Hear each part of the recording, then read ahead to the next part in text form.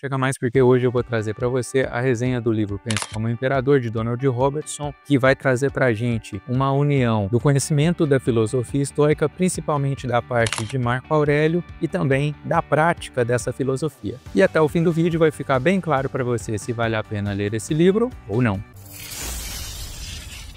Eu sou o Patrick, seja bem-vindo ao canal Só no Papiro, um canal onde a gente promove o desenvolvimento pessoal por meio de análises literárias. Então vamos começar falando sobre o autor. Quem é Donald Robertson? Donald Robertson é escocês, é psicoterapeuta comportamental, instrutor e também escritor. Ele estuda e aplica o estoicismo há mais de 20 anos. Além disso, é um dos fundadores da organização Estoicismo Moderno. E, pessoal, o Robertson, ele vai fazer o quê? Ele vai aliar essa filosofia estoica à prática da psicologia, tá bem? E a resenha desse livro complementa muito o conteúdo do canal, por quê? Porque tem o mesmo estilo que o meu, que é ler, buscar o conhecimento e ver formas de aplicar tudo aquilo que foi aprendido na prática. Então no livro Pense como Imperador, e o imperador no caso é o Marco Aurélio, vai trazer pra gente o seguinte subtítulo: conheça a mente de um dos maiores líderes da história e descubra como um mindset resiliente pode vencer qualquer adversidade. Então, o autor vai trazer para a gente diversas adversidades e vai trazer possíveis soluções para ela. O primeiro assunto é a história do estoicismo. O estoicismo começou com Zenão e ele se baseou em 3 escolas, tá? Então, ele estudou o cinismo,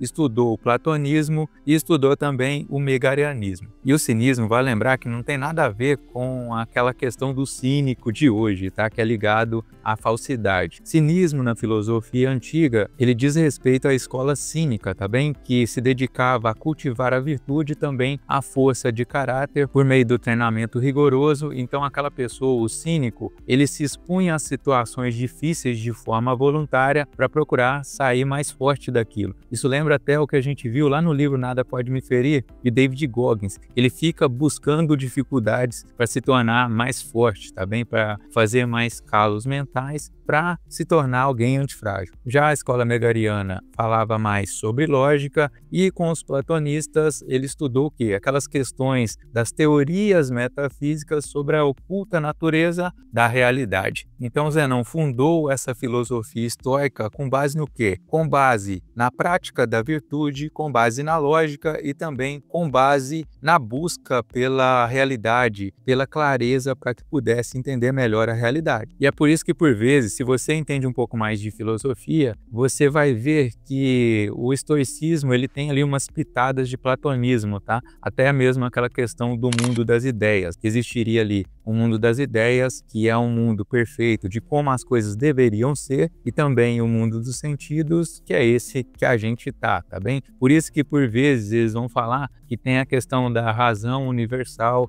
e você pode acessar essa razão, por quê? Pelo simples fato de você ser humano. Então você tem o seu propósito ali naquela grande teia de aranha do universo, que é a razão universal. E se você quer entender sobre qual é a forma perfeita das coisas, então você teria acesso a ela porque você está ligado nessa grande teia da razão. Já no capítulo 2 ele vai falar para a gente sobre como falar com sabedoria. Pessoal, a questão da fala, a questão da comunicação, ela é extremamente importante. Por quê? Porque através da fala você vai passar aquele conhecimento para outra pessoa e é muito importante que você saiba fazer isso, mas é diferente do que acontecia, por exemplo, com o pessoal que era especialista em retórica, que era chamado de sofista na época, tá? Então o sofista, ele usava diversas técnicas de retórica para tentar persuadir a pessoa a pensar daquela forma, independentemente daquilo ser verdade ou não, tá? Ih, rapaz. Mas aqui, o que está sendo trazido no livro, o que os estoicos trazem para a gente, é que a gente se exprima bem, se exprima com sabedoria, ou seja, sabedoria aqui lembra até a questão da sofia, né? Que é o quê? Aquela busca pela verdade, tá? Então, você vai exprimir, vai mostrar a verdade da forma correta. E se você fizer isso, você vai poder entrar naqueles assuntos mais complicados sem sofrer grandes retaliações. Por quê? Porque você se exprimiu exprimiu da forma correta. Então você teria que se exprimir de 3 maneiras. Você se expressa de forma clara, de forma concisa, então você não precisa falar de forma prolixa, tá? Ficar falando demais a respeito daquilo. Você fala a medida necessária para que a pessoa entenda. E também você adapta aquele discurso ao ouvinte. Então, se aquela pessoa é uma pessoa mais simples, você usa palavras mais simples. Se é uma pessoa mais erudita, mais especialista, você pode utilizar termos técnicos. E nós temos no terceiro capítulo a questão de como seguir os seus próprios valores. Então o autor vai nos ajudar a entender sobre os nossos próprios padrões, tá? Os nossos valores, nossos princípios que nos guiam, e também vai nos trazer uma questão muito interessante, que é o tal do duplo padrão. Ah, Pablito, mas o que é isso? Duplo padrão seria quando nós temos aqueles princípios que nós seguimos, só que assim, quando alguém, uma pessoa externa, uma outra pessoa, ela vacila com relação àqueles princípios que a gente segue, então a gente desce o pau, a gente culpa, a gente censura aquela pessoa. Mas quando a gente mesmo quebra os nossos princípios, então a gente pega levinho, né? A gente passa pano, a gente tenta justificar aquilo de várias maneiras, tá? Mas se você realmente tem aqueles valores, aqueles princípios, você tem que usar a mesma medida tanto para si quanto para os outros. É a ideia que o autor vai trazer para a gente aqui, tá? Então evite essa questão do duplo padrão, e é comum que ele aconteça, tá, pessoal? Mas você tem que reanalisar, faça reflexões a respeito dos acontecimentos para ver se você realmente está seguindo os seus valores ou não. Afinal, é quando você tem a oportunidade de exercitar uma virtude que você vê se você é o possuidor daquela virtude ou não. Já o quarto capítulo vai falar para a gente sobre como a gente pode dominar o desejo. Pessoal, então o desejo, ele é um grande problema, tanto que o Buda tinha lá aquela questão do nirvana, que era a extinção do desejo, porque grandes males do mundo vêm porque a pessoa deseja algo, tá bem? E o mais incrível de tudo é que às vezes, mesmo quando você conseguiu aquilo que você deseja, você passa a ter uma nova complicação. Por quê? Porque você tem que desejar outra coisa. Agora eu entendi! Então, se a gente for pensar na questão ideal, a gente teria que seguir lá uma das leis da guerra na selva, que é o quê? Seja moderado em suas necessidades. Se você não desejar coisas demais, então também você vai se frustrar menos quando você não consegui-las, entende? Já o quinto capítulo fala sobre como suportar a dor. Então, pessoal, a dor, ela tem que ser sentida, tá? O autor vai trazer pra gente essa ideia de que você tem que passar pelo luto, porque tem pessoas que acabam fazendo o que o autor chama de evasão experiencial. Então, chega aquela experiência para ele sentir, uma experiência que é ruim, é claro, né, que vai causar dor, mas se você evitar essa dor a todo custo, o que vai acontecer? Você vai tentar suprimi-la, só que sempre que a situação estiver ruim, essa dor passada ela vai voltar e vai se juntar à dor presente, entendeu? E com o tempo você coloca todas aquelas dores na mochila e você vai ficando cada vez mais pesado, tá bem? E isso vai acabar trazendo para você um ciclo vicioso. Lembra da questão do espelhamento que tem lá no Kybalion, traz muito bem pra gente no princípio da correspondência, assim em cima como embaixo? Então, você tem 4 áreas da vida, tá bem? A área pessoal, social, profissional e financeira. Então, se você está com problema nessa área social ou na área pessoal, isso pode acabar passando para as outras áreas, porque você está com a mochila muito cheia de problemas, tá? Então, aquilo vai trazer uma energia negativa. Pessoal, essa questão de energia aqui, eu não falo na questão esotérica, tá? Eu tô falando aqui por quê? Porque se você tá com a cabeça cheia, você vai ficar com menos atenção, você vai ficar com as suas emoções mexidas, então você fica mais explosivo, mais fechado, a sua atenção ela fica voltada para outro lugar. Assim você tende a cometer diversos erros nas outras áreas da vida, tudo aquilo vai se espalhando e quando você vai ver, a sua vida já tá um caos. Por quê? Porque você deixou aquela energia negativa, né? Aquele fato negativo, um conjunto de fatos se espalharem para outras áreas. Por quê? Porque você não viveu a questão do luto. E muitas vezes as pessoas acabam buscando substâncias, sejam elas lícitas ou ilícitas, para fugirem dessa dor. Só que o problema é esse aí, né? A dor fica lá, tá bem? Eu não estou suportando mais. Então a dica que fica é: viva essa questão do luto, mas se o luto prolongar, então procure um psicólogo, porque não é normal que isso aconteça. E nós temos também a questão da renúncia ao medo. Pessoal, o medo para os estoicos, ele é uma expectativa de que algo ruim vai acontecer, assim é uma emoção que está ligada ao futuro e dessa forma, lembra lá dos tempos psicológicos? Nós temos pessoas que vivem com a cabeça no passado, com a cabeça no presente e com a cabeça no futuro. Então, o medo, se ele está no futuro, ele tem que ser combatido aonde? No futuro. Então, ele vai trazer para a gente uma ferramenta que ele chama de premeditação da adversidade, que é uma ferramenta estoica, que você vai fazer o quê? Você vai pensar sobre aquele medo, tentar achar as raízes do seu medo, assim você divide o seu medo em diversas partes e vai raciocinando sobre cada uma delas para ver se realmente existe um motivo para aquele medo. Então, aos poucos você vai se expondo a cada parte daquela, até que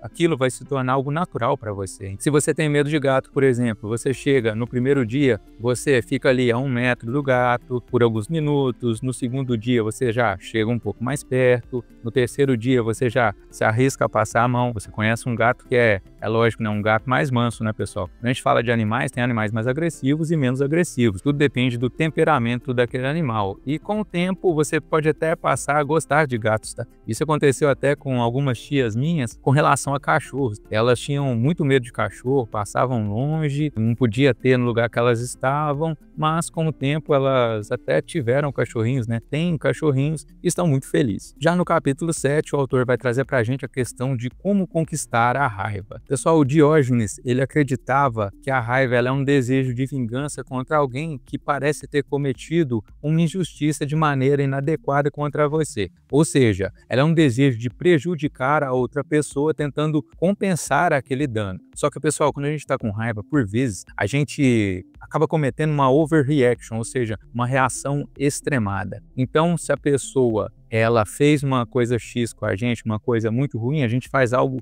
muito pior. Por exemplo, se a pessoa te empurrou, então você chega e dá um soco na cara dela. Então é algo muito mais apelativo. E além dessa situação difícil na hora, a raiva também pode acabar gerando um ciclo de ressentimento muito complicado, tá bem? Então, se você faz algo na hora, tá bem, você resolve ali, só que você tende a ficar arrependido por aquela situação, tá? Por várias vezes, né? Não é todo mundo fica arrependido. Basta ver lá o caso do Datena com o Pablo Marçal, né? Que o Datena depois ele falou que não se arrependeu, né? Ele falou isso de forma bem clara. Inclusive, se você quer entender mais sobre isso, né? Eu fiz uma análise sobre esse caso aí, lá na resenha do livro When Violence is the Answer, que é onde eu falo sobre como você pode usar a violência de forma inteligente. Mas temos pessoas que não fazem nada na hora e depois ficam ressentindo aquela situação em que elas teriam sofrido aquela injustiça. Pessoal, a cada vez que você ressente, na verdade, quando você sente essa dor da raiva,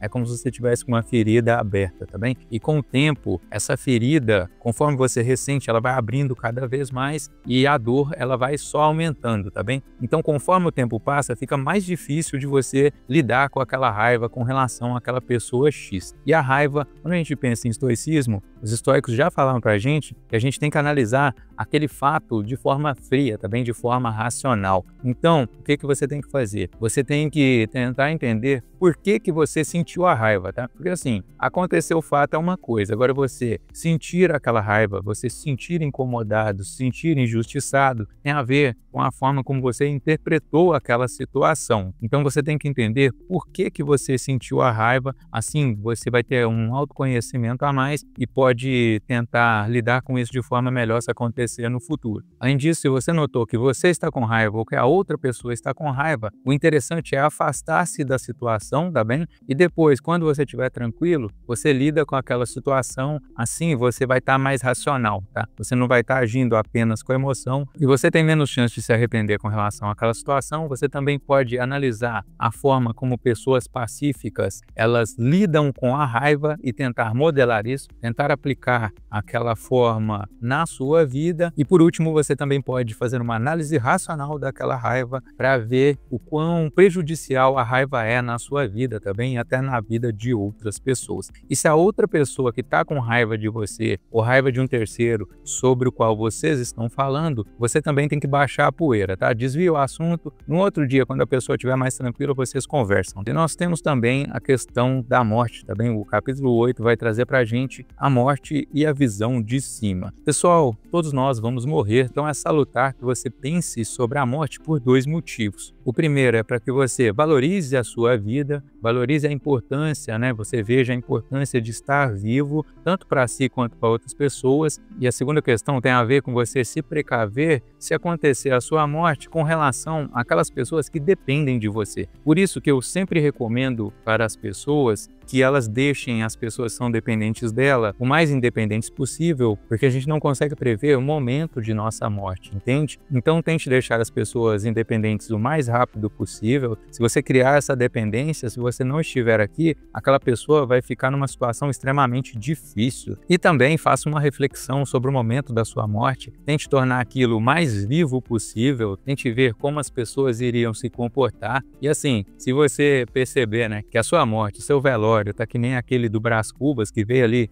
umas 11 pessoas, ou seja, é uma pessoa da qual poucas pessoas sentiriam falta, e isso pode até ajudá-lo a repensar qual é o seu papel no mundo, entende? Ah, Patrick, mas o que você achou do livro? Achei um livro excelente, a linguagem é clara, as dicas, as soluções apresentadas são muito interessantes, parecem fazer sentido na prática mesmo. Eu já apliquei várias das coisas aqui, então eu tenho ali meio que meus pecados capitais seriam esse relacionado à ira e também relacionado à gula, tá? Então, para lidar com a ira, usei os conhecimentos desse livro aqui e também dos livros de outros estoicos, como Epiteto, Marco Aurélio e também Sêneca, e para lidar com a questão da gula, eu melhorei os meus hábitos, melhorando a minha alimentação e a minha prática de exercícios. Assim, eu era gordinho, depois eu consegui emagrecer e hoje eu mantenho um físico saudável e também um físico que, para mim, é um físico agradável de se ter. E agora provavelmente você tá louco para ir comprar esse livro, né? Então deixei o link para a compra dele aqui na descrição. Também deixo na tela final uma playlist sobre estoicismo para você que quer entender mais sobre essa maravilhosa filosofia.